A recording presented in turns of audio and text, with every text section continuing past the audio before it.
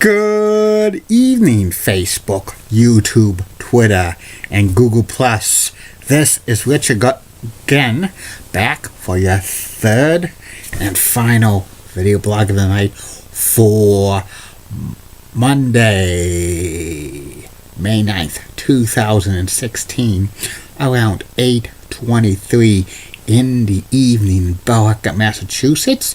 It's sun went down. It's going to be dark tonight. It's going to be some cooling, maybe some scattered frost, 32 degrees. And so usually the suburbs of Boston's last frost of the season is May 9th through the 11th. 39 years ago today, a major storm happened.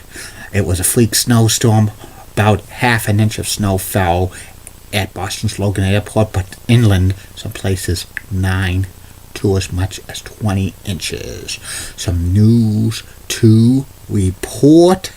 Chris Carter and Ray Lewis are going to be dropped from the NFL coverage from ESPN, and rumored to be replacing them is Randy Moss. Also, the Green Line project, the expansion, has been green-lighted. The project's moving forward after it was suspended in the summer of 2015. The Green Line extension is supposed to go through Somerville and Medford and Cambridge, and those cities gave so much money to expand it. Hopefully it gets done sooner or later. Bruce Springsteen is going to have a concert at Gillette Stadium this summer, and it just came a wire. Steven Strasburg, pitcher of the Washington Nationals, is on the verge of signing a long-term extension with the team. That's about it on news.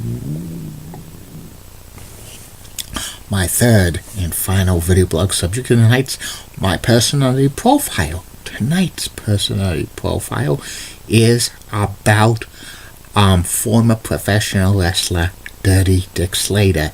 Dirty Dick Slater had over a 20-year career in the world of sports entertainment. He wrestled in a lot of southern wrestling territories, but he had a couple of runs in the WWE and AWA. Dirty Dick Slater's real name is Richard Van Slater, and he was born and he grew up in Tampa, Florida, and he was interested in amateur wrestling as a youngster. He was a good football player, and he was thinking about doing a professional career, but he really wanted to become a professional wrestler. He was an amateur wrestling as well. One of his teammates on the wrestling team was Mike Graham, whose father was Eddie Graham. And Dick really wanted to be a pro wrestler. He was trained by Hiro Matsuda and Eddie Graham and Cowboy Bill Watts and Jack Briscoe, among others. And in 1972, he made his professional wrestling debut as Dick Slater, wrestling for many years in championship wrestling from Florida as a face and a heel. He usually, when he was a heel, he was managed by Playboy Gary Hart. He had feuds with Dusty Rhodes, Jack Briscoe, Eddie Graham, Bob Roop, and so many others. He won many regional titles, including the Florida Heavyweight Championship, the Brass Knuckles title, the Southern Heavyweight Championship, and a few others. Also, from time to time, Dick went to Georgia Championship Wrestling, and then he won many titles there. The Georgia Championship Wrestling title, and also the tag team titles with Bob Orton Jr. Then Dick wrestled for Southeastern Championship Wrestling and Southwestern Championship Wrestling for a while as a face. In 1983, Dick probably had his most successful run in any wrestling promotion. When he went to Mid-Atlantic Championship Wrestling, he was a heel. He aligned himself with Cowboy Bob Orton Jr. They tried to take Ric Flair out of professional wrestling with a pile driver, and they were paid by Harley Race $25,000 to do that, but Ric Flair came back and attacked them shortly thereafter, Dick Slater and Bob Orton had a feud with Mark Youngblood and Wahoo McDaniel. They had a great match at Starrcade 83. Eventually, Dick went into singles action. He became the U.S. champion by beating Greg the Hammer Valentine by cheating. He had a short reign as the U.S. champion. And then Dick also won the television championship. Eventually, he turned face, and he was tag team champions with Dusty Rhodes, and he continued to be on Florida. Mid-Atlantic Championship Wrestling into 1985. Then he went to Mid-South as a heel as Dirty Dick Slater, feuding with Jake the Snake Roberts. At this time, Dick Slater also had a valet, Doc Journey, who in real life, Dick Slater dated Doc Journey. Doc Journey was spotted by Dick Slater at an adult nightclub as an exotic dancer.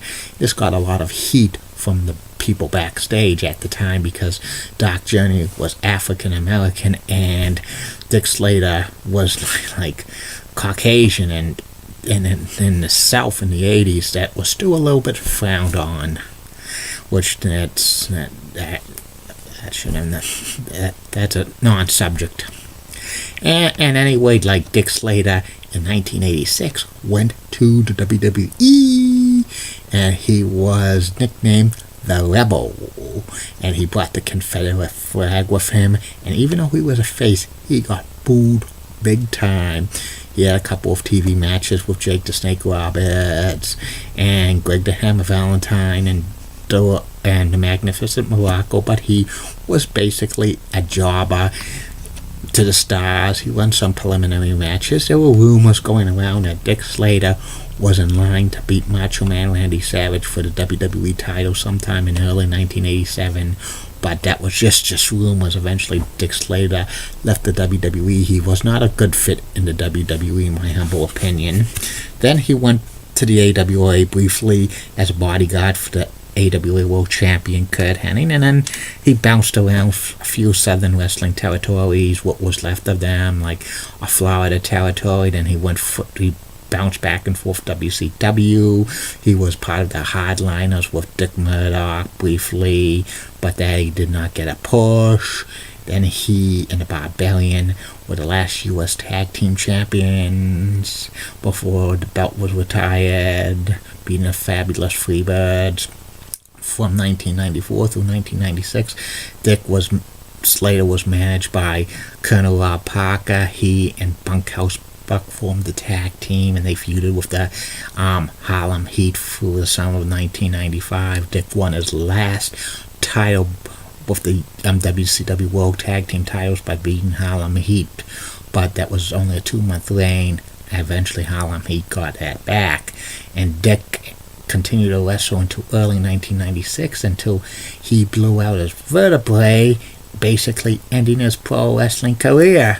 And Dick Slater got in a lot of trouble in 2004 when he got arrested for beating up his girlfriend. He spent some time in jail, and Dick Slater briefly dated Luna Vachon as well.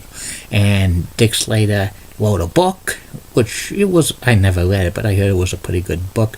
Now Dick Slater's confined to a wheelchair because of his back injury, which is very, very sad because he gave so many years to the business, and he basically ended up crippled. And he was probably a great wrestler in Southern Territories, but he was, straddled with a stupid gimmick in the WWE as the Rebel, and basically becoming a jobber to the stars, which, that wasn't good for a guy who was a champion in several regional territories. That's about it on that. I will be back tomorrow. Facebook, YouTube, Twitter, and Google+. 3 more video blogs coming your way. First video blog will be the continuation of the top 100 greatest professional wrestlers from number 20 to number 11. Wednesday's going to be the final 10, and the top 10 and the top 100 list, top video, whatever, is going to take a break, but it will reappear sometime in June or July. And the next big subject will be about the top 50 greatest women professional wrestlers of all time. The second video blog tomorrow will be about the ESPN2 program, His and Hers. And the third and final video blog of the night will be my personality profile. Tomorrow's personality profile will be about Bruins head coach Claude Julien. Keep calm, everybody. And I'm not Julie Brennan guy. Molly Rosenblatt of WCCO rocks and has nice legs. Elizabeth Hutt's so stunning. She's the best.